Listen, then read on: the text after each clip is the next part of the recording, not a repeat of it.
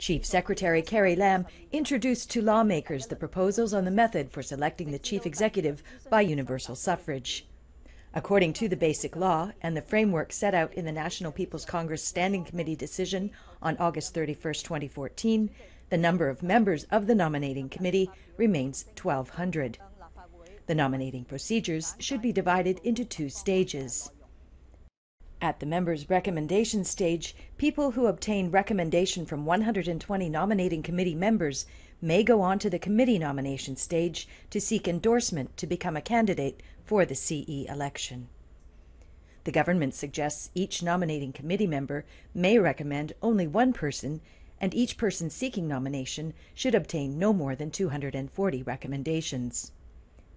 This means that the system could allow at least 5 and at most 10 places for people seeking nomination. During the stage of committee nomination, a candidate who is able to obtain endorsement of more than half of all nominating committee members will formally become a chief executive candidate. The government suggests the nominating committee vote by secret ballot, and that each member should support at least 2 people or even vote for all people seeking nomination. The 2 to 3 people endorsed by more than half of all nominating committee members and with the highest number of endorsements will become candidates. Specific procedures for handling situations where no person, only one person, or more than 3 people seeking nomination could obtain endorsement of more than half of all the nominating committee members will be dealt with by local legislation. At the stage of electing the chief executive by universal suffrage, all 5 million eligible electors of Hong Kong may elect the CE-elect by one person, one vote, using the first-past-the-post system. That is, only a single round of voting will be held without requiring the candidate returned to obtain more than half of the total number of valid votes.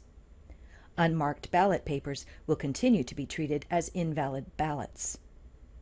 Chief Secretary Carrie Lam said the government sincerely put forth specific proposals that have been formulated on the basis of public aspirations as well as the overall and long-term interests of the Hong Kong community.